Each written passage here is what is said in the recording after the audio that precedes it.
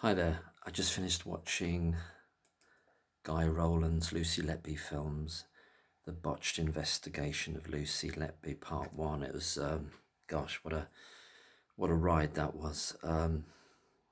Absolutely gripping, really, and fantastically put together by Guy. And massive congratulations to him and to everyone who took part.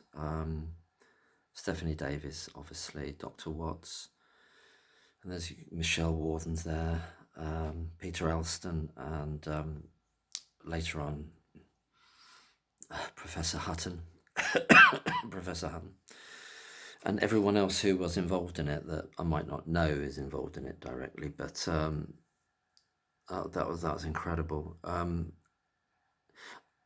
Now and again, depending on who was on the screen, and I was shouting at the screen quite a bit. I couldn't help it. It was involuntary. There was there was an interesting thing that Professor. This isn't in any order of anything, but Professor Hutton says she was aware that some of the officers that she was speaking to or in communication with could see the value of what she was saying in terms of what needed to be done, i.e. in terms of a statistical approach, a holistic approach, looking at, as she says, as Professor Hutton says, obstetrics, the hospital as a whole, the staffing, everything, what the pregnancies were like, everything basically. And then she says, Professor Hutton, but there were obviously other people that didn't want that. Now, I just wondered from that, does she know who they are? In other words, did she receive a particular communication or was aware that a specific person blocked it? Or and if so, who was that? Or is it just an inference that, yes, a couple of people sounded sympathetic, I don't know who they are either, from the police, but that because it was blocked, the natural and logical inference is that other people didn't want to go there, didn't do it. But then obviously this is down to the CPS, isn't it? But it's not just down to the CPS because the police didn't have to. So the CPS has broken the law, as far as I understand it, by directing by directing the police's investigation. But the onus is also on the police is not to allow the law to be broken by allowing the CPS to do that with them. This goes back to what I was saying yesterday about the mirage, of separate organisations, where they're all like crossing over like Venn diagrams, like a Venn diagram. And so I was just interested in what Professor Hutton said there, as whether she was meaning specific people that she knew that the identity of in the police that had made that call, albeit they are, as far as we're told. See, what we've been told about anything isn't necessarily what happened. I don't. Well, a bit like the Dr. Watts says in it, that don't believe anybody. Yeah. So I apply that to the police. I apply that to the police, Cheshire Police. Don't believe anybody. I apply that to. I would apply that to the CPS. I apply that to the doctors, obviously, the consultants. Don't believe anything they say. Yeah. The other point that Dr. Watts makes is, it'd be good to get these kind of, I can't remember the exact term he used, like the logs of all the decisions that they're making. And he's saying it's looking like it wasn't done appropriately as an investigation for all kinds of reasons, as he says throughout.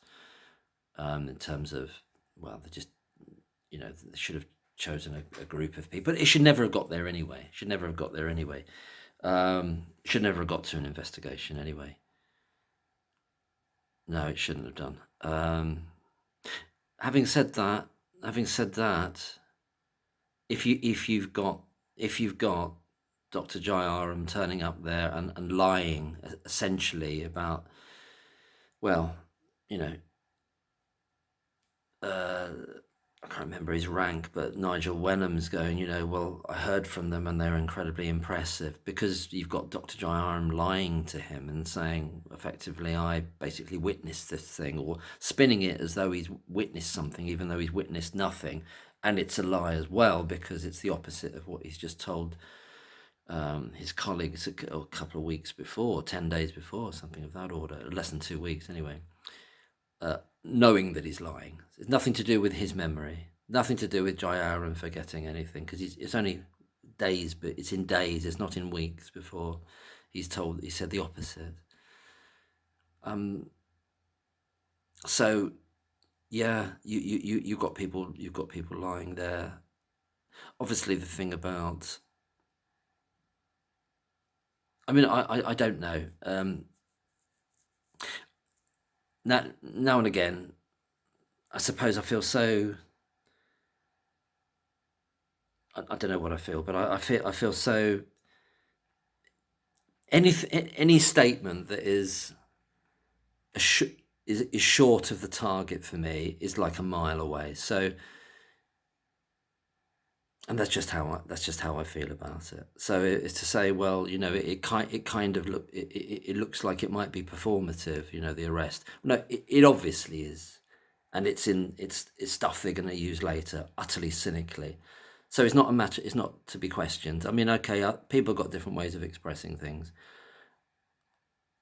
I don't have much patience, to be honest, where, like I made a comment on Twitter. It's like, are we not past the stage yet of doing videos where the question is Lucy Letby a serial killer, or was it a miscarriage of justice? We're past that, aren't we? We're past that.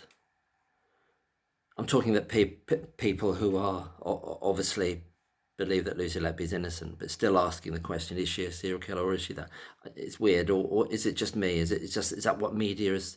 Is that what, like, mainstream media, trained or experienced people, they keep wanting to ask the same questions that are now redundant, surely? But anyway, I don't think the investigation, I wouldn't call it botched, and I understand the reason for, because you want to get this out to as wider an audience as possible. Guy of Lucy Letby Films, that's Guy Rowland, and he's done an amazing job, as he's done with other videos in the past. An amazing job, incredible. I personally don't think of it as a botched investigation. I think this is the state of what the police is in so many ways, about so many things.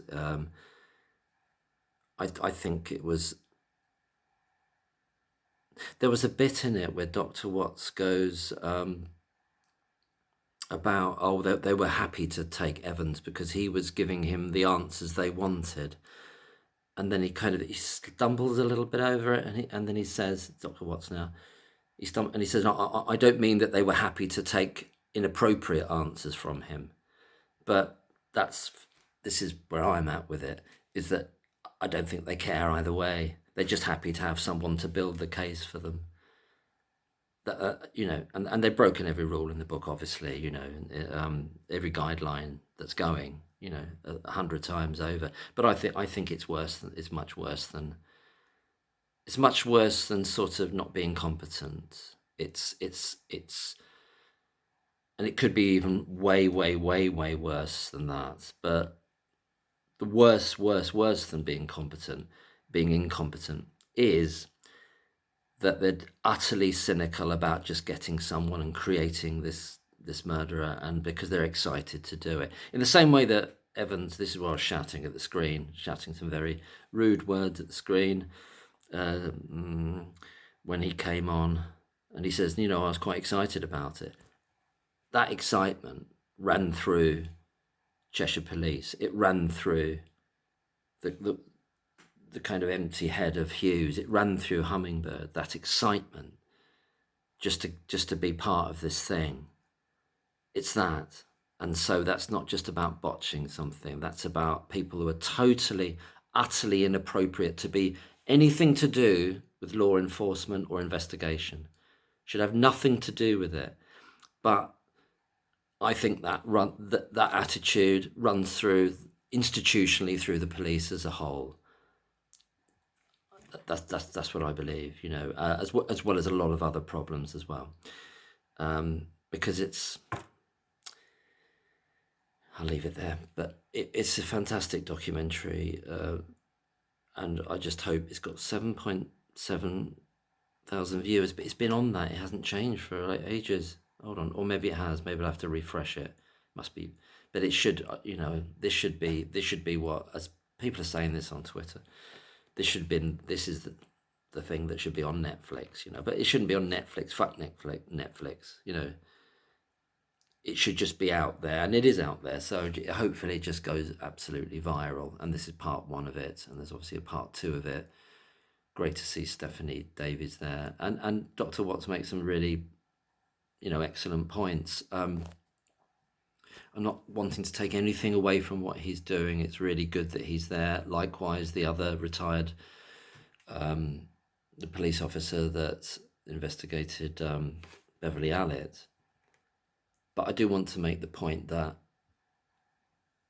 had Dr. Watts or that other senior officer who was in charge of the Beverly Allitt investigation. I'm not saying anything about Beverly Allitt because I don't know anything about it, the case. I don't know anything about it. But had those 2 senior officers still been in post, they would not have said a single word about it. They could not have said a single word about it. And I'm not having a go at them. It's just this. There is no self-correcting mechanism in the police as a whole. They won't criticize each other when they're in that world. They can't. They don't. They won't, and they can't, and they don't. And that's what allows these things to happen. That you just can't do it. And maybe some people say, well, yeah, it would be terrible if they could, because you'd have no confidence in them. Well, I don't think we should have any confidence in them. I don't have any confidence in the police at all. In terms, not just in terms of getting people who are innocent and creating crimes around them, and being totally. I just don't think it's botched. I don't think it's botched. I understand you've got to go with something, because you can't say they're all. If you want to get something out there widely, you can't start making the kind of statements that I say about it, because you just can't, and it would put people off. But I think it's way worse than that. It's darker. It's way more cynical, and possibly, and it is only a possibility, that there's something even more overarchingly bad about this perfect storm of this. I'm not sure though. I could be totally wrong, but I just wonder. Take care. But it's a fantastic documentary. But I'll just say the thing about senior officers, that they've got to be retired before they can speak about anything, and that's what that shows is that it's an omerta situation in the police. It's total omerta. You don't say anything about any other officer that's done any wrong ever. You just don't do it, and that's the institutional rot of that. That's what makes them institutionally totally untrustworthy, because good officers are ones that want to be good or are good will not and cannot say anything about the ones that aren't. So can one actually say that any of them are good, as it were, because they can't tell the truth? They're just not allowed to tell the truth while being police officers. When it's needed, when it's most needed, they cannot and will not tell the truth. Can only do it once they've left. But that tells you about the institution as a whole. And this obviously applies to, in large part, to the medical profession as well. Probably applies to many of them. But it's a massive problem. Massive problem. Cheers.